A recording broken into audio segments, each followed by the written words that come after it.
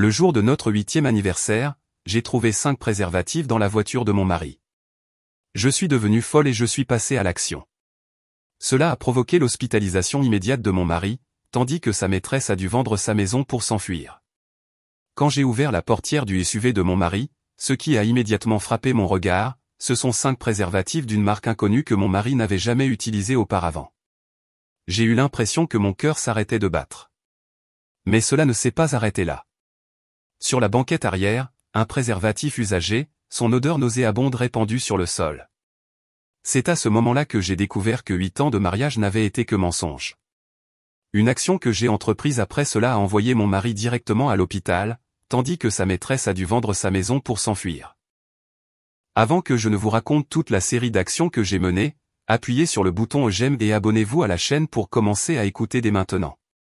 Je m'appelle Catherine, j'ai 34 ans et je travaille actuellement dans une succursale d'une grande banque à Détroit, dans le Michigan. Après que mon vol en provenance d'Hawaï a atterri à Détroit, j'ai dit au revoir à mes 2 amis proches, Lisa et Harper, et j'ai immédiatement pris un Uber pour rentrer à notre maison de 3 chambres en banlieue. Je n'étais pas pressé à cause du travail, mais pour une autre raison. Avant de monter dans l'avion, j'avais perdu une boucle d'oreille ornée de pierres, un cadeau qu'Edouard m'avait offert pour notre 5e anniversaire de mariage. En posant le pied dans la maison, je n'ai ni changé de vêtements ni vérifié mes bagages. Je me suis immédiatement penché pour chercher autour du canapé, de la coiffeuse et de l'entrée. Rien. J'ai soudain pensé au SUV familial, la voiture qu'Edouard conduit tous les jours, où j'avais déjà oublié de nombreuses petites choses. Je suis descendu au garage et j'ai ouvert la portière de la voiture. Dès qu'elle s'est ouverte, une odeur étrange m'a frappé. Un mélange de parfum musqué et de quelque chose d'âcre et de désagréable. Edouard est méticuleux, il garde toujours un spray parfumé à la menthe poivrée dans la voiture, alors cette odeur m'a noué l'estomac. J'ai vérifié le compartiment avant et je me suis figé en voyant 5 préservatifs d'une marque que je n'avais jamais vue ni touchée. Je suis resté immobile quelques secondes, puis je me suis dit qu'il les avait peut-être laissés là depuis longtemps, ou qu'il prévoyait une surprise après mon voyage. Mais ensuite, j'ai ouvert la portière arrière, un espace qu'Edouard utilisait rarement, et là, dans la poche de rangement, se trouvait un préservatif usagé à l'odeur pestilentielle. Et juste à côté, ma boucle d'oreille ornée de pierres. C'était comme si on m'avait versé un seau d'eau glacée dans le dos. Mes mains tremblaient. Je me demandais ce qui s'était passé dans cette voiture pendant mon absence. Je me suis adossé à la portière, essayant de respirer lentement. Des images ont commencé à se rembobiner dans mon esprit comme une cassette, les étreintes précipitées, les excuses vagues pour des réunions soudaines, les messages qu'il cachait à ma vue, les nuits tardives sans explication claire. Puis ma mémoire m'a ramené 3 ans en arrière, quand je tenais un test de grossesse positif avec des larmes de joie, quand Edouard m'a fait tourner dans le salon en disant qu'il n'avait jamais rien désiré de plus. Mais ce bonheur a duré moins de 2 mois. Ce jour-là, Edouard m'a emmené pour un contrôle prénatal. Sur le chemin de l'hôpital, il a été distrait par son téléphone à une intersection. Une voiture nous a percutés par la droite. Je me souviens seulement de m'être réveillé à l'hôpital avec un médecin qui baissait la tête en disant « Nous avons fait tout ce que nous pouvions. » Notre premier enfant, et peut-être notre seul, n'avait pas survécu. Et à partir de ce moment, Edouard a évité toute mention d'enfant comme si c'était une blessure trop profonde pour être touchée. Nous avons continué à vivre, à reconstruire nos vies. Il s'est occupé dans l'immobilier et je suis retourné à la banque où j'ai toujours trouvé du réconfort dans les chiffres. Plusieurs fois, Edouard a suggéré que je démissionne, que je reste à la maison, que je me consacre pleinement à mon rôle d'épouse de soutien. Mais j'ai refusé. J'avais besoin de mon propre espace, de quelque chose que je pouvais contrôler. Et maintenant, en regardant ce préservatif usagé, je ne voyais pas seulement la trahison, mais une confirmation. Tout ce que j'avais essayé de préserver et de croire était peut-être un mensonge depuis longtemps. Je suis sorti de la voiture, le vent d'avril à Détroit était glacial malgré le soleil levant. Je savais que j'étais sur le point de m'engager dans un voyage sans retour. Je suis entré dans la maison comme une personne différente, non pas parce que j'avais changé, mais parce que tout ce en quoi je croyais s'était effondré en un seul après-midi. La cuisine était toujours bien rangée, la nappe encore soigneusement pliée comme je l'avais laissée, et le vase de tulipes qu'Edouard avait placé sur la table en guise de bienvenue. Il m'avait un jour envoyé un texto « Tu me manques à chaque minute ». Mais maintenant, je comprenais où et avec qui il passait ses minutes. Edouard est rentré à 18h, costume gris anthracite, cravate bleu marine. Toujours l'image d'un cadre immobilier à succès entrant dans la maison avec un sourire chaleureux. Il m'a serré dans ses bras, posant doucement sa main sur mon dos comme si de rien n'était. Je suis resté immobile dans son étreinte, regardant par-dessus son épaule le couloir où je le voyais partir chaque matin. Et maintenant, je me demandais seulement combien de mensonges avaient commencé là. Je lui ai fait son café comme d'habitude. Noir, peu de sucre, un glaçon. Édouard l'a pris, a siroté et a commencé à parler d'une réunion interminable, de projets immobiliers à Midtown, d'un client difficile de Bloomfield Hills. J'ai hoché la tête, la main posée sur la table comme si j'écoutais, mais en réalité, j'observais ses yeux. Il n'y avait aucune culpabilité, pas une fissure par où la vérité aurait pu s'échapper. Peut-être s'était-il habitué à mentir. Je l'ai regardé entrer dans son bureau, son téléphone à la main, comme d'habitude. La porte était légèrement entr'ouverte, mais il avait baissé le volume de l'appel assez bas pour que je ne puisse pas entendre. Et puis, comme un réflexe de banquière, j'ai commencé à noter chaque heure, chaque signe. Chaque soir, il entrait dans cette pièce de 21h à 23h. Chaque matin, il se réveillait 30 minutes avant moi, prétextant aller faire de l'exercice, mais ses vêtements ne sentaient jamais la sueur. Dans la voiture, il gardait toujours une serviette pour le cou, mais cette semaine, elle était neuve, jamais utilisée. Quand je l'ai interrogé sur l'étrange parfum accroché à son col, Édouard a souri et a dit que cela venait du nouveau bureau de vente où il y avait beaucoup de clientes. J'ai hoché la tête mais j'ai mémorisé le parfum. Ambre mélangée à de la vanille, pas quelque chose de commun, mais un parfum de niche cher pour ceux qui savent exactement ce qu'ils veulent. Je ne l'ai pas confronté, en partie parce que j'avais besoin de plus de temps. L'autre partie, j'avais besoin de savoir exactement à quel point il m'avait trahi. Cette semaine-là, j'ai commencé à vivre dans deux mondes. Le monde extérieur où je souriais encore en servant des boissons, en préparant le dîner, en écoutant Édouard parler de projets immobiliers, de clients, et l'autre monde où je documentais chaque signe étrange dans un carnet, assemblant le puzzle comme une enquêtrice en fraude auditant des comportements suspects. Rien ne m'échappait.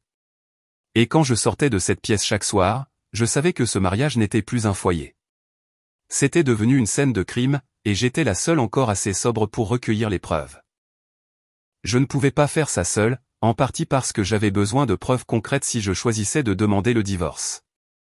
Mais aussi, j'avais besoin de savoir pleinement depuis combien de temps l'homme que j'avais autrefois profondément aimé me trahissait, et avec qui. Le mercredi matin, pendant qu'Édouard était sous la douche, j'ai envoyé un texto à Lisa. Pas de long message, juste 3 mots. J'ai besoin d'aide. Elle a appelé immédiatement, sans poser de questions. Après lui avoir brièvement expliqué l'histoire de la voiture, des préservatifs, des cheveux au burn, et comment Édouard jouait encore le mari parfait chaque soir, Lisa a hésité un instant, puis a dit « Mon cousin est détective privé. » Très discret. Il s'appelle Shanice Burns. Tu veux le rencontrer? J'ai répondu « Dès que possible. » La rencontre a eu lieu dans un café tranquille sur l'Hivernois. Le genre d'endroit où les femmes au foyer se réunissent le matin et où personne ne remarque une femme en manteau épais assise en face d'un homme étrange. Shanice avait les yeux de quelqu'un qui avait vu trop de vérités douloureuses. Il n'a pas eu besoin de longues histoires, il a juste posé 3 questions. Que soupçonnez-vous? Qu'avez-vous jusqu'à présent? Et à quel point voulez-vous savoir? Je lui ai tendu un petit dossier. Il contenait une photo du préservatif usagé, les notes de parfum que j'avais enregistrées, les horaires irréguliers et une liste de messages suspects sur la facture de téléphone d'Édouard. Shanice l'a ouvert, sans surprise. Il a hoché la tête et a dit quelque chose qui m'a glacé. Le niveau de préparation montre que ce n'est pas la première fois que vous soupçonnez quelque chose, juste la première fois que vous vous autorisez à croire que votre instinct pourrait avoir raison. Je suis restée silencieuse. Il avait raison. Peut-être avais-je senti quelque chose il y a des mois quand Édouard refusait de discuter d'avoir des enfants, disant qu'il n'était pas prêt. Quand il a commencé à partir plus tôt que d'habitude. Quand j'ai trouvé une fois un reçu de parfum sans nom d'acheteur, juste une adresse de livraison, et c'était une boîte postale temporaire dans un complexe d'appartements à quelques rues de là. Je l'avais ignoré parce que je ne voulais pas que mon mariage soit un échec. Mais pas cette fois. J'ai regardé Shanice, ma voix ferme. Je veux son nom, des photos, une chronologie et, si possible, son historique financier. Je n'ai pas besoin d'un rapport de 50 pages. J'ai besoin d'une vérité utilisable. Shanice a hoché la tête. Il a dit qu'il commencerait par la voiture, la plaque d'immatriculation, les journaux GPS, s'ils étaient encore disponibles dans le système intelligent, les images de surveillance des hôtels et appartements voisins, et les réseaux sociaux, où les personnes confiantes révèlent souvent plus qu'elles ne le prévoient.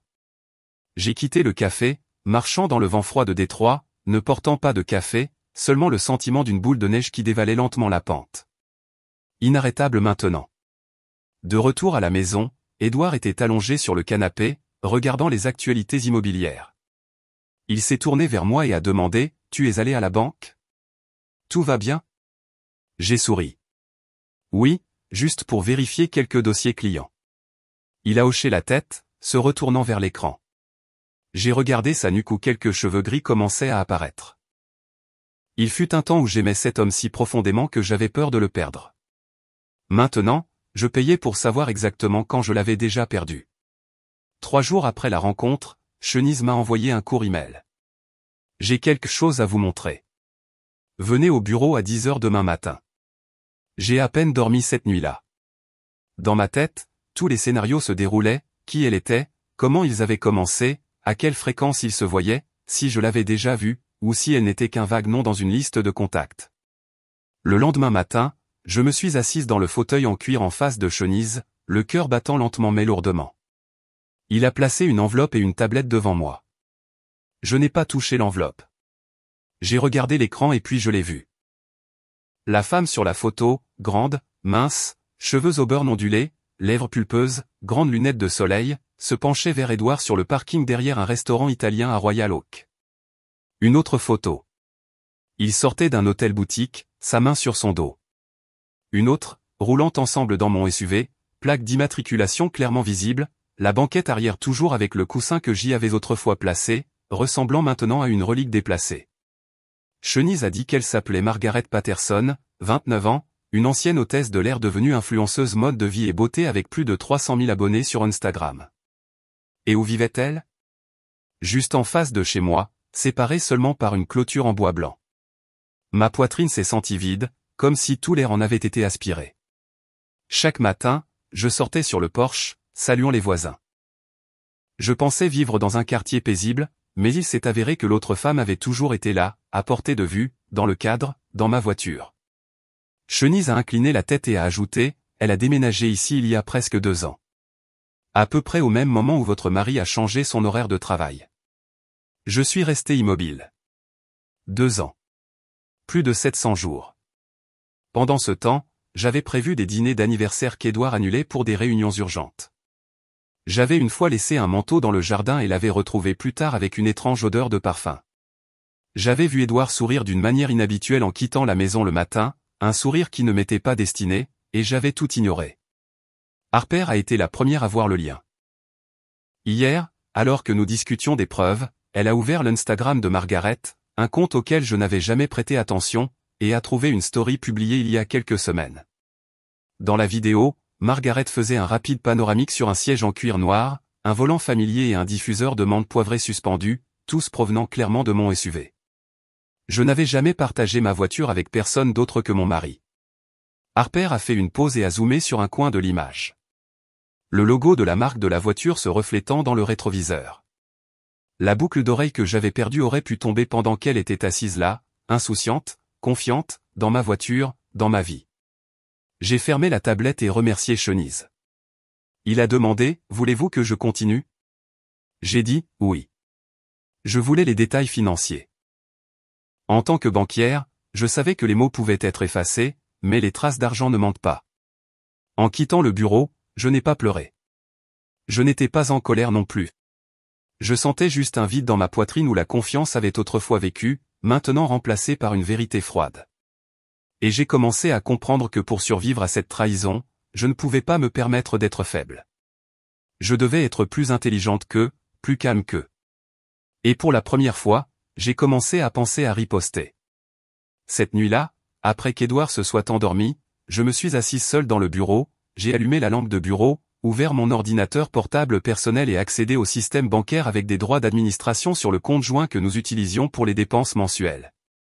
En tant que directrice de banque, je sais lire un relevé bancaire comme un médecin lit un rythme cardiaque.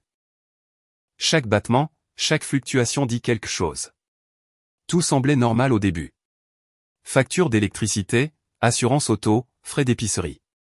Puis j'ai trouvé une ligne familière qui revenait le 10 de chaque mois. 3000 $ transférés sur un compte nommé EP Holdings LLC. J'ai fait une pause. Je savais qu'Edouard n'avait aucun partenaire commercial avec les initiales EP. J'ai rapidement cherché dans le registre des entreprises du Michigan et il a fallu moins de 3 minutes pour confirmer.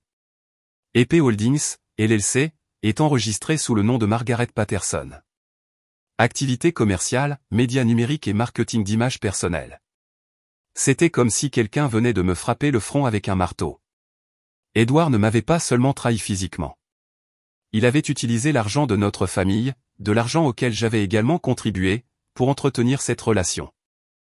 J'ai remonté les mois précédents, parcourant chaque ligne, mois après mois, comme un contrat non écrit. Chaque virement de 3000 $ était une petite coupure. Pas assez profonde pour tuer immédiatement, mais assez régulière pour m'épuiser. En 18 mois, 54 000 $ avaient été transférés de notre compte joint aux mains de la femme vivant à moins de 30 pas de là. Cette nuit-là, je n'ai pas pleuré. Je n'ai pas crié. Je n'ai pas cassé d'objets comme les femmes dans les films. J'ai simplement fermé l'ordinateur portable, je me suis levé, je suis allé à l'armoire et j'ai sorti la boîte avec les cartes d'anniversaire qu'Edouard avait écrites. Je sais que j'ai de la chance, aussi. Et toi? Merci de toujours être derrière moi. Tu es mon foyer, peu importe la tempête. J'ai lu chaque ligne, chaque trait doux et bouclé, chaque promesse. Et puis je me suis senti ridicule, comme une idiote. Pendant 8 ans, j'avais vécu avec un homme que je pensais être mon partenaire, mon coéquipier, la personne sur qui je pouvais m'appuyer quand je me sentais faible. Mais il s'est avéré qu'il s'appuyait sur moi pour les finances, pour la stabilité, tandis que son cœur et son corps appartenaient à quelqu'un d'autre. Je suis retourné dans le salon et je me suis assise sur le canapé. Les nuits d'avril à Détroit étaient devenues très froides. Je n'ai pas allumé le chauffage ni tiré une couverture sur moi. Je suis juste restée assise là, les mains serrées dans le noir, sentant que ma poitrine n'avait plus de place pour contenir ce qui se brisait à l'intérieur.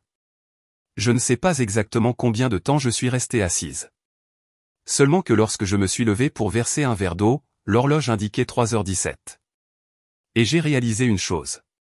La seule partie de moi encore intacte était la raison. Les émotions pouvaient être brisées. La raison ne le pouvait pas. Et à partir de demain, je commencerai à utiliser cette raison pour récupérer tout ce qui avait été perdu, y compris ma dignité. Le lendemain matin, je me suis assise dans un coin de la cuisine avec mon ordinateur portable ouvert, un carnet et mon stylo Pilot noir, celui que j'utilisais toujours pour examiner les rapports financiers trimestriels. Mais cette fois, je n'analysais pas les chiffres de la banque pour le travail. J'analysais mon mari comme un client montrant des signes de fraude interne. En 2 heures, j'ai accédé à tous les comptes auxquels j'avais droit, le compte joint, les comptes d'investissement, les cartes de crédit secondaire, les comptes dépendants liés à la maison de courtage qu'Edouard utilisait pour recevoir ses commissions. J'ai scruté chaque ligne, chaque retrait au guichet automatique, chaque paiement par carte dans les restaurants. Un détail m'a glacé. Chaque fois qu'il transférait de l'argent à Margaret, il retirait 200 $ supplémentaires en espèces le même jour, généralement dans une station-service ou un centre commercial près de l'hôtel, comme s'il y avait un scénario, un rythme régulier à la trahison. J'ai vérifié l'emploi du temps d'Edouard, ses voyages d'affaires, ses soirées de réunion de partenaires, et j'ai constaté qu'il correspondait à des séjours à l'hôtel Townhouse, l'endroit où il m'avait emmené pour notre 3e Saint-Valentin. Il l'avait amené à l'endroit exact où j'avais dormi à ses côtés. Certaines blessures n'ont pas besoin de sang pour faire suffoquer une personne. J'ai fermé le carnet, éteint l'ordinateur portable, sans rien dire à personne. Mais dans ma tête, une ligne était claire. Je ne partirai pas comme quelqu'un d'abandonné. Je les laisserai s'effondrer avec ce qu'ils ont bâti sur des mensonges. J'ai appelé Lisa. J'ai besoin de voir un avocat. Lisa n'a posé aucune question. 1 heure plus tard, j'étais assise dans le petit bureau de Karen Dalton, une avocate spécialisée dans les divorces avec des actifs complexes à Détroit. Elle avait environ 50 ans, les cheveux attachés en arrière, un chemisier blanc et une voix qui n'avait pas besoin de volume pour rassurer. Je lui ai tout raconté, du préservatif dans la voiture, Margaret, EP Holdings, les factures d'hôtel, Instagram, jusqu'au virement. Karen n'a pas semblé choquée. Elle a simplement dit, vous avez des preuves solides. Très clair. Mais si vous voulez un divorce et conserver les actifs, cela doit être géré par la voie légale, et vous aurez besoin d'une certaine exposition publique. Je l'ai regardée, perplexe. Elle a souri légèrement. Un homme qui vit de sa réputation perd tout lorsque cette réputation disparaît. Cette phrase n'a pas quitté mon esprit de tout l'après-midi. J'ai marché du cabinet d'avocat à la maison, traversant des rues que je connaissais, l'église avec ses tulipes, le restaurant italien où Édouard et moi avions fêté notre 4e anniversaire. Tout était resté pareil, mais je n'étais plus la femme de ses souvenirs. Quand j'ai franchi la porte d'entrée, j'ai vu Édouard au téléphone, riant aux éclats, racontant à quelqu'un une nouvelle affaire foncière. Il m'a jeté un coup d'œil, a souri, a levé la main pour un bonjour décontracté. J'ai rendu le sourire, aussi calme que si je n'avais jamais fouillé dans sa vérité. À ce moment-là, je savais que j'avais passé la pire phase. Je ne me sentais plus déchiré. Je voyais une mission, et je l'accomplirais avec la précision d'une réconciliation de fin d'année, sans hâte, sans émotion, mais inéluctablement. Ce soir-là, pendant qu'Édouard était assis sur le balcon en appel Bluetooth, la main gauche tenant un verre de vin dans l'habitude polie du cadre aisé, je suis allé dans la chambre, j'ai ouvert le placard et j'ai récupéré un petit carnet en cuir que j'utilisais pour planifier les événements d'entreprise de la banque. Chaque page contenait des listes de contrôle, des chronologies, des listes d'invités, des plans d'urgence, des choses que j'avais pensé avoir rangées pour toujours après avoir refusé une promotion il y a 3 ans pour rester à Détroit, pour être le soutien de mon mari. Maintenant, ce même carnet m'aiderait à préparer le retour de tout, chaque silence, chaque mensonge, chaque contact fugace.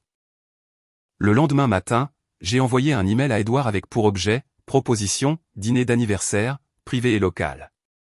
Le message était bref. Je pense que nous devrions faire quelque chose de simple. Inviter quelques amis proches, des voisins proches et quelques personnes de l'immobilier. Garder une image soignée. Je m'occupe de tout. Tu n'as qu'à venir et sourire comme prévu. Il a répondu en moins de 10 minutes. Excellente idée. Je rentrerai plus tôt ce jour-là, mais finissons tôt. J'ai un vol le lendemain matin. Je savais où ce vol allait et avec qui, mais je n'ai pas répondu. Je l'ai laissé croire que j'essayais encore de préserver ce mariage, comme beaucoup de femmes qui tentent de sauver quelque chose de déjà mort. J'ai retrouvé Lisa et Harper dans un café près de la banque. Toutes deux sont restées silencieuses quand j'ai dit « J'organise un dîner pour notre 8e anniversaire, mais pas pour célébrer ». Harper s'est penchée en arrière, le visage s'illuminant comme si elle avait enfin entendu ce qu'elle attendait. Lisa était plus pensive. « Tu es sûr ?» J'ai hoché la tête. « Oui, mais ça doit être parfait. » Nous avons commencé à planifier le lieu, un petit espace événementiel à Midtown avec une salle de projection privée, la liste des invités, assez intime pour ne pas éveiller les soupçons, assez public pour créer un remous, le timing, un samedi soir, 10 heures avant le vol d'Édouard et Margaret. Harper, expérimenté dans l'organisation d'événements pour une société de médias, a suggéré une touche de taquinerie. Donne-lui un laxatif doux 3 jours avant la fête. Pas assez pour l'incapacité, mais assez pour qu'il ne puisse pas rester debout longtemps ou maintenir le sang-froid de directeur dont il est si fier. Je l'ai regardé. Cela m'aurait fait rire si ce n'était pas si à propos. Je n'ai pas répondu immédiatement, mais quand Lisa a ouvert son ordinateur portable et a demandé « Comment appelons-nous l'événement ?», j'ai dit « Appelez-le moment mémorable ». Et ce serait en effet un moment qu'il n'oublierait jamais. En rentrant chez moi, je me suis arrêté dans une imprimerie et j'ai commandé une affiche à accrocher à l'extérieur du lieu avec la phrase « 8 ans, plus qu'un chiffre ». Chaque souvenir est une preuve. L'employé a demandé si j'étais sûr. J'ai souri pour la première fois depuis des jours. Oui, c'est un vrai événement. Le plan a commencé le mercredi matin, 3 jours avant la fête. Édouard est parti pour le bureau immobilier, sa chemise impeccablement repassée. L'odeur familière de l'eau de Cologne persistait sur ses poignets. Je les serrais dans mes bras comme chaque matin, les regardais monter dans le SUV dont je savais qu'il ne se dirigerait pas directement vers le bureau comme il l'avait dit. Alors que la voiture s'éloignait, j'ai ouvert le tiroir sous l'évier et j'ai pris un thé amincissant que Harper m'avait envoyé. Extrait d'huile de ricin entièrement légale, inodore, insipide, et si pris en petites doses régulières, il créerait un léger trouble digestif que peu de médecins pourraient lui reprocher.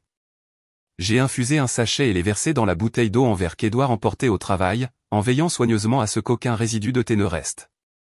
Je l'ai fait sans joie et sans trembler, simplement parce que c'était nécessaire. Cet après-midi-là, j'ai continué à préparer le dîner comme d'habitude, du saumon poêlé et une salade d'épinards à l'orange, son plat préféré, mais j'ai réduit de moitié l'huile d'olive, augmenté les fibres et ajouté quelques gouttes de la solution que l'ami pharmacien de Harper avait préparée. Édouard a mangé de bon appétit, me félicitant de m'améliorer pour rester en forme. J'ai souri et rempli son verre d'eau. Rien ne semblait différent en surface. J'étais toujours la femme qu'il croyait avoir sous son contrôle depuis 8 ans. Mais les petits détails dans la maison ont commencé à basculer dans une autre direction. J'ai lavé la vaisselle, essuyé le comptoir et suis allé au bureau pour faire semblant de vérifier mes emails. En réalité, j'envoyais un texto à Lisa pour confirmer que la fiche était prête et je revérifiais les dernières diapositives pour « moment mémorable ». Harper m'a envoyé un message privé avec 2 mots. Tout est prêt. J'allais répondre « oui », puis je l'ai effacé. Je n'allais pas bien. Je vivais 2 vies dans une seule maison. Moitié une épouse méticuleuse s'occupant de chaque repas. Moitié une femme le menant vers le piège que ses propres mensonges avaient créé. Ce soir-là, Édouard a commencé à ressentir des douleurs à l'estomac. Il s'est frotté le ventre, a dit que le déjeuner avec un client ne lui avait pas convenu. Je me suis assise à côté de lui, et posé ma main sur son épaule, apaisante. Tu devrais te reposer tôt. Je vais te faire un thé au gingembre. Et je l'ai fait. Une tasse chaude de gingembre et de miel, sans oublier d'ajouter quelques gouttes de la solution pour rendre son système digestif plus honnête. Il n'y avait aucun triomphe en moi, seulement une préparation silencieuse. L'émotion la plus proche que je pouvais nommer était le regret. Le regret de l'avoir tant aimé un jour. Le regret de croire qu'être assez bien empêcherait la trahison. J'ai regardé Édouard s'endormir sur le canapé, la main sur son estomac, le visage crispé. Une partie de moi voulait le secouer et lui dire que je savais tout, mais l'autre partie, la raison, celle qui avait été vidée la nuit où j'ai découvert qu'il transférait de l'argent à Margaret, a prévalu. J'ai éteint la lumière du salon et suis monté silencieusement. Dehors, la fin du printemps à Détroit restait froide, et dans ma tête, il y avait un seul objectif.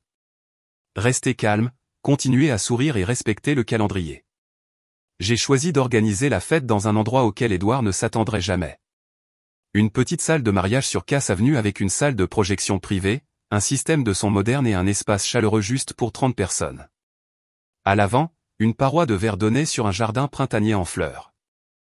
À l'arrière, une petite cour avec un pavage en briques classique où j'accrocherais l'affiche avec les mots « 8 ans, moment mémorable ». Lisa m'a aidé à organiser le traiteur. Harper s'est occupé de la conception des diapositives et de la bande sonore, et je me suis chargé de la liste des invités, divisée en 3 groupes. Nos amis de longue date, quelques collègues de ma banque, et surtout les voisins, y compris Madame Daly, qui avait une fois surpris Édouard sortant de la voiture avec Margaret, mais n'avait pas jugé approprié de dire quoi que ce soit. Je voulais que tout le monde soit là, non pas pour témoigner, mais pour que personne ne puisse plus nier la vérité. Pendant les préparatifs, j'ai continué à jouer l'épouse dévouée. J'ai demandé à Édouard s'il préférait le vin rouge ou blanc, j'ai fait semblant de débattre entre un restaurant ou un buffet, je lui ai envoyé des liens de décors romantiques pour inspirer la soirée. Il répondait rapidement, souvent avec des émojis en forme de cœur. Parfois, je frissonnais de voir à quel point il mentait naturellement, mais je répondais quand même, gardant le même rythme pour qu'il ne se doute de rien. Le vendredi soir, Lisa et moi sommes allés sur les lieux pour une dernière vérification. La salle était divisée en 2 zones. L'une pour les tables du dîner où j'avais placé Édouard juste au centre sous une douce lumière dorée, l'autre pour le grand écran où Harper exécutait le diaporama final. Photos de mariage, photos de vacances, puis passant brusquement à des images d'Édouard et Margaret quittant des hôtels main dans la main, au restaurant italien ou assis ensemble dans mon SUV. Les photos que le détective Chenise avait envoyées sur une clé USB cryptée. Les transitions étaient si fluides que quiconque ne faisant pas attention penserait que cela faisait partie de notre histoire d'amour, jusqu'à ce que le visage de Margaret apparaisse dans la dernière image à côté du nom du compte EP Holdings LLC. Je suis resté dans cette salle, vérifiant chaque détail, de l'emplacement des haut-parleurs à la température de la climatisation. J'ai revu la chronologie une fois de plus. 18h30 arrivée des invités. 19h15 coupe du gâteau. 19h45 diaporama. 20h remerciements et clôture. Édouard s'était toujours vanté que j'étais une organisatrice née. Il avait raison. Et cette fois, j'organisais la fin d'une pièce dont il ne savait pas qu'il était le personnage principal. En rentrant chez moi, je me suis arrêté dans une petite librairie pour acheter un nouveau carnet en cuir. Non pas pour enregistrer la douleur, mais pour recommencer depuis la première page de ma propre main, avec la vérité, pas les cartes de vœux de mariage du passé. À la maison, Édouard regardait la télévision. Je me suis approché, j'ai posé délicatement ma main sur son épaule et j'ai dit doucement, « Tout est prêt. Tu n'as qu'à te présenter et à sourire. » Il s'est retourné, a embrassé le dos de ma main. Ce geste m'avait autrefois fait me sentir aimé. Maintenant, il me semblait être de la colle sur du verre brisé. Et demain matin, je l'arracherai devant tout le monde. Samedi, 17h. Je me tenais devant le miroir, vérifiant mon maquillage. Un ton nude neutre, les cheveux en chignon haut. Une robe crème à encolure carrée, parfaitement taillée. Pas extravagante, mais assez élégante pour que personne ne soupçonne que j'étais sur le point de faire quelque chose d'impitoyable. Édouard est entré juste au moment où je mettais mes boucles d'oreilles. Pas celles ornées de pierres perdues dans sa voiture, mais une nouvelle paire, pointue, froide. Il a sifflé. On dirait à nouveau une mariée. J'ai souri. Alors ce soir, célébrons à nouveau. La voiture s'est arrêtée devant le lieu à 18h20. Les lumières brillaient. Les tables étaient dressées. Les bougies vacillaient à travers des verres en cristal. Édouard a posé sa main sur mon dos alors que nous entrions, jouant toujours le mari idéal. J'ai vu Harper coordonner l'équipe du son dans un coin. Lisa saluant les invités à l'entrée pendant que je faisais une dernière vérification de l'écran. Un voisin est venu serrer la main d'Édouard. Quelques personnes de la banque ont souri pour le féliciter. L'atmosphère était assez chaleureuse, comme une vraie célébration. Et puis, exactement à 18h50, Madame Dali est entrée, ses cheveux argentés soigneusement épinglés, portant un sac en tissu et une petite boîte cadeau. Elle n'est pas allée directement aux tables, mais s'est approchée de moi. Sans mots superflus, elle a serré ma main dans ses deux mains sèches et minces, les yeux plongeant dans les miens, profonds et sachants, elle a murmuré, « Je les ai vus. Je voulais te le dire, mais tu souriais toujours. Aujourd'hui, je suis fier de toi. » J'ai serré sa main en remerciement. Pas de long discours. Sa présence suffisait. Madame Dali s'est assise à la table du fond, le visage calme, comme si elle savait que ce n'était pas une fête ordinaire. Édouard, pendant ce temps, a commencé à se sentir visiblement mal. Je l'ai vu ajuster son col à plusieurs reprises, se frotter l'estomac et demander doucement, « As-tu apporté des pilules pour la digestion ? Je crois que j'ai mangé quelque chose qui ne passe pas. » J'ai secoué la tête. Peut-être le stress du travail, mais tu vas bien, n'est-ce pas ? Il a hoché la tête, essayant de sourire, mais son teint a commencé à pâlir. Exactement comme Harper l'avait calculé, une dose légère, assez pour ne pas terrasser quelqu'un, mais assez pour dépouiller l'image parfaite. Un invité a tapoté l'épaule d'Édouard, l'interrogeant sur un nouveau projet immobilier à Midtown. Il a parlé moins de 3 minutes avant de s'excuser pour aller aux toilettes. Je me suis déplacé dans la direction opposée, vers Lisa. « Tout va bien ? » a-t-elle demandé. Je n'ai ni hoché ni secoué la tête. J'ai juste dit, à 19h45, on éteint les lumières. Laisse la vidéo jouer. Lisa a hoché la tête et s'est éloignée. Je suis resté au milieu de la salle bondée, un verre de vin à la main, le sourire aux lèvres, et à l'intérieur, plus de ressentiment, seulement l'attente, comme un metteur en scène attendant que le rideau se lève. Et le premier acte était sur le point de se terminer. À 19h45 précise, les lumières se sont tamisées comme Catherine l'avait demandé. Pas d'annonce, pas de coupe de gâteau, pas de remerciement des mariés comme pour un anniversaire habituel. Tout le monde a juste vu le grand écran à l'arrière s'allumer et des photos ont commencé à apparaître, accompagnées d'un doux morceau de piano que Harper avait choisi, For All We Know, de Donny Hathaway. La première scène était ma photo de mariage avec Édouard. Des yeux heureux, des sourires radieux. Ensuite, les moments apparemment les meilleurs, le voyage à Asheville, l'ouverture du premier bureau d'Édouard, moi dans mon uniforme de banque à ses côtés lors d'une cérémonie de remise de prix immobilier. Les invités souriaient, certains avaient les larmes aux yeux. Édouard, se tenant toujours l'estomac, a froncé légèrement les sourcils, mais a levé la tête, pensant qu'il allait être célébré. Et puis, l'image a changé. Un simple fondu au noir et blanc et une nouvelle image est apparue. Édouard à côté d'une femme rousse, Margaret Patterson, sur le parking d'un hôtel à Royal Oak. Pas de légende, pas d'explication. Photo suivante, eux quittant l'hôtel, dînant, assis dans mon SUV, plaque d'immatriculation claire, intérieur familier. J'ai entendu le premier murmure. Quelqu'un à la table de droite a chuchoté, « Oh mon Dieu, c'est la fille qui habite en face. » L'image suivante montrait les virements d'argent. 3 000 $ du compte joint à EP Holdings LLC avec le nom enregistré Margaret Patterson. L'écran a lentement affiché un graphique, 18 mois, 54 000 $, dans une police de caractère semblable à celle d'un rapport financier trimestriel. Je n'ai rien ajouté. Pas de sous-titres. Juste la vérité, nue sous des regards indéniables. Édouard s'est levé d'un bond, sa chaise tombant derrière lui. « Qu'est-ce que c'est que ce bordel ?» a-t-il aboyé, la voix déformée à la fois par le choc et la douleur à l'estomac. Personne n'a répondu, personne n'est intervenu. Certains invités ont baissé la tête de honte. Une femme a couvert sa bouche, et Madame Daly, à la table du fond, était assise droite, sans ciller. Édouard s'est dirigé vers la porte, la main sur son estomac, le visage rouge. Je ne l'ai pas suivi. Je n'ai pas regardé. Je suis resté immobile, tenant mon vin, me suis tourné vers les invités et j'ai dit une seule phrase. Merci à tous d'être venus.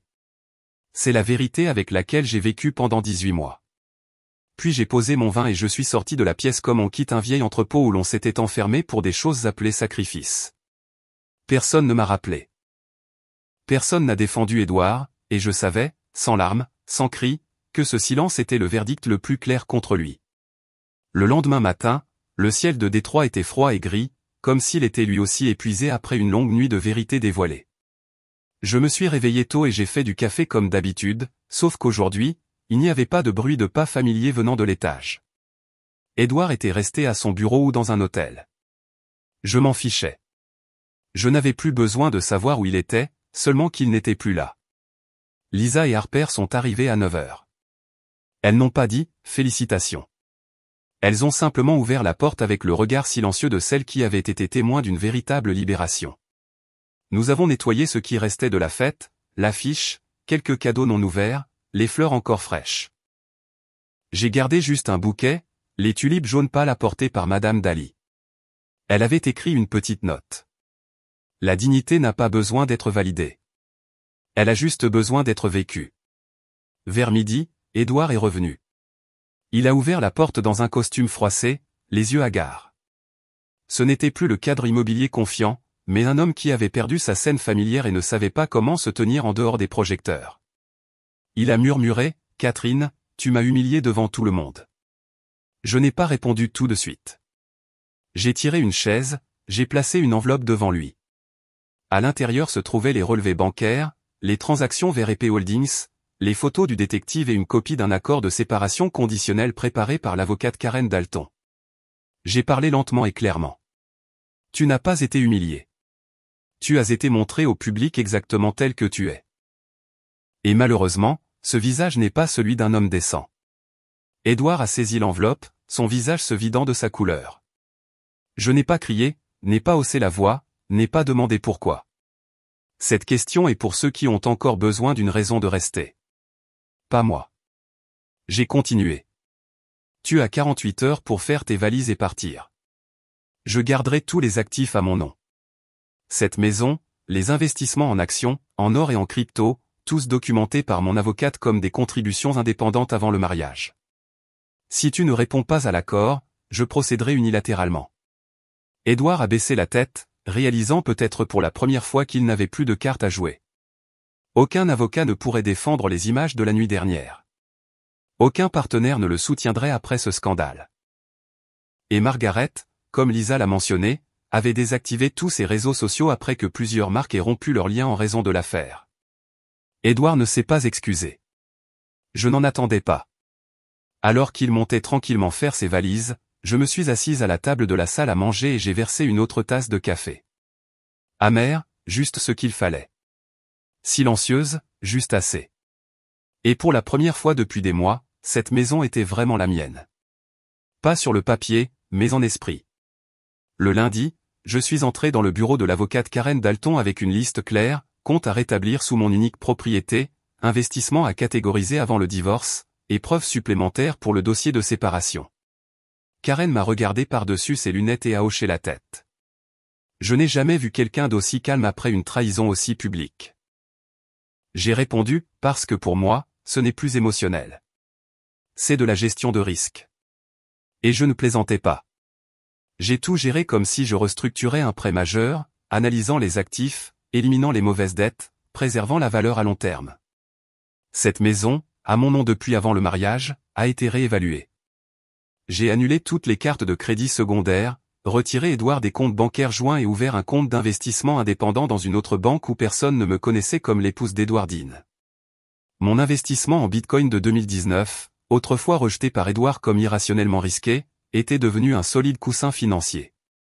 J'ai utilisé une partie des bénéfices pour payer les frais juridiques, engager un service de nettoyage et payer à l'avance 3 mois de salaire au jardinier, celui qui m'avait vu rester dehors pendant des heures à attendre le retour de mon mari.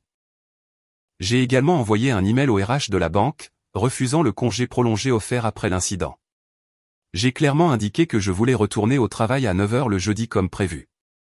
Une femme qui était restée saine d'esprit pendant 18 mois dans un tissu de mensonges n'avait pas besoin de 18 jours pour se reposer. Harper m'a dit que je devrais aller en thérapie. Lisa a dit que je devrais transformer tout cela en livre. J'ai juste ri et dit que je devais d'abord reprendre le contrôle de ma vie. Après ça, je pourrais écrire ce que je veux. La première nuit dans la maison sans Édouard, j'ai cuisiné. Pas pour quelqu'un d'autre, mais parce que j'en avais envie. Un repas simple, une soupe de potiron et des toasts au fromage de chèvre. J'ai mis la table au milieu de la maison, allumé une bougie au bois de santal, mis du jazz doux. Pas de téléphone, pas de messages, pas de réseaux sociaux. Je me suis assise là, seule, mais pas solitaire. Je n'avais besoin de personne pour me dire que j'avais fait ce qu'il fallait. Le sentiment de liberté était une preuve suffisante. Et quand j'ai levé les yeux vers le vieux tableau sur le mur, celui qu'Édouard avait voulu remplacer par quelque chose de plus moderne, j'ai juste souri. Tout le monde a une limite. Et j'avais choisi de protéger la mienne avant qu'elle ne soit effacée. Je ne suis pas allé à la télévision, je n'ai pas publié un article vengeur sur Facebook, je ne suis apparu sur aucun podcast en tant que femme trahie.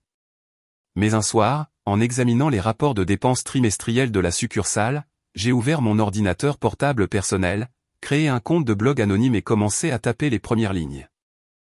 Non pas pour accuser Édouard, mais pour dire aux femmes qui étaient autrefois restées silencieuses comme moi que certains signes ne doivent pas être ignorés et que certaines limites ne doivent jamais être franchies.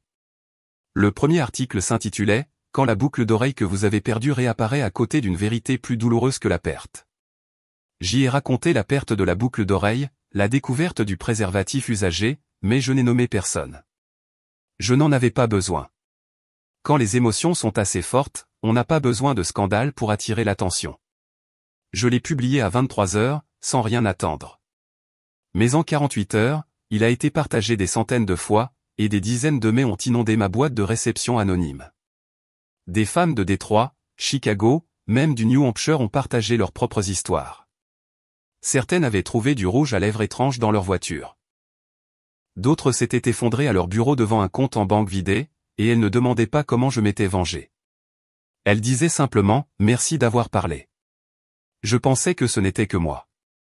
La semaine suivante, j'ai reçu un email d'une organisation à but non lucratif appelée « Bridger Voice », soutenant les femmes dans des mariages toxiques. Ils m'ont invité à partager mon histoire lors d'une petite réunion. J'ai hésité.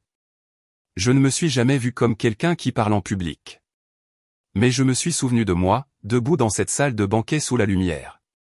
Pas de micro, pas de persuasion nécessaire, juste la vérité derrière moi. J'ai accepté. La conférence a eu lieu dans une bibliothèque communautaire de Midtown. Pas de décor, pas de diffusion en direct, juste un cercle de femmes assises ensemble et partageant des histoires. J'ai parlé de la découverte de la trahison, de la gestion des finances et, surtout, de la façon dont je suis resté calme quand tout autour de moi essayait de me faire basculer. À la fin, une femme d'environ 50 ans, digne, s'est approchée et a dit « J'ai vécu en silence pendant 22 ans. Vous n'avez pas seulement retrouvé votre liberté. Vous en avez libéré beaucoup d'autres. » J'ai serré sa main. Pas besoin d'en dire plus. Et quand j'ai quitté cette bibliothèque, je n'étais plus seulement une survivante. J'étais quelqu'un qui avait commencé à transmettre sa valeur aux autres. Non plus la Catherine des soupçons, mais Catherine, qui contrôle désormais son propre récit. Un an après cette nuit-là, Je me tenais sur un quai de gare à Amsterdam, tenant un cappuccino chaud à côté de Lisa et Harper, chacune tirant une valise pastel, riant comme trois étudiantes qui sèchent les cours. Personne n'a mentionné Edouard. Personne n'a demandé « Est-ce que ça fait encore mal ?» parce qu'elle savait que la douleur n'était plus une blessure ouverte. C'était devenu une cicatrice, guérie, qui m'avait appris à avancer sans regarder en arrière. J'avais voyagé dans 4 pays ce printemps-là, seul, utilisant ma propre carte, réservant des hôtels sans demander à personne, choisissant les heures de vol selon mon humeur plutôt que l'emploi du temps de quelqu'un d'autre. Je travaillais toujours à la banque, mais je ne la voyais plus comme une chaîne. C'était une fondation, la preuve de l'indépendance que j'avais préservée à travers un mariage criblé de contrôles subtils. J'ai transformé mon bureau à domicile en un coin lecture avec un fauteuil en cuir marron, des fleurs fraîches et une carte épinglée avec les endroits que je prévois de visiter.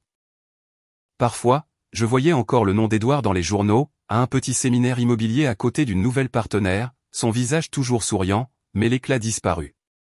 Margaret avait depuis longtemps disparu des réseaux sociaux. Il n'avait plus besoin d'apparaître dans ma vie. Parce qu'il n'y était jamais resté assez profondément pour compter. Je ne les détestais plus.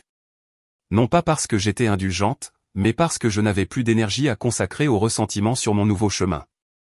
Un après-midi, en rangeant un tiroir, j'ai trouvé la boucle d'oreille perdue. Pas celle de la nuit où j'ai découvert la vérité, mais sa jumelle, celle que j'avais distraitement rangée. Je l'ai tenue, l'ai délicatement laissée tomber dans un bocal en verre près de la fenêtre comme un rappel. Parfois, la perte est la façon de l'univers de mettre fin à quelque chose d'indigne pour faire de la place à ce qui vous est vraiment destiné. Et si vous avez écouté jusqu'ici, si vous avez déjà été la femme qui a découvert quel n'était que le plan de secours dans sa propre vie, je veux que vous sachiez ceci. Tout le monde ne choisit pas de partir. Mais si vous avez choisi de le faire, alors partez d'un pas assuré. Emportez avec vous la dignité, le silence opportun et un plan clair pour demain. Car la plus douce des vengeances n'est pas de les faire souffrir. C'est de vivre une vie qui les amène à se demander, comment peut-elle être encore si belle, si calme, si épanouie sans personne à ses côtés? Mon histoire se termine ici. Mais peut-être est-ce le début pour quelqu'un d'autre.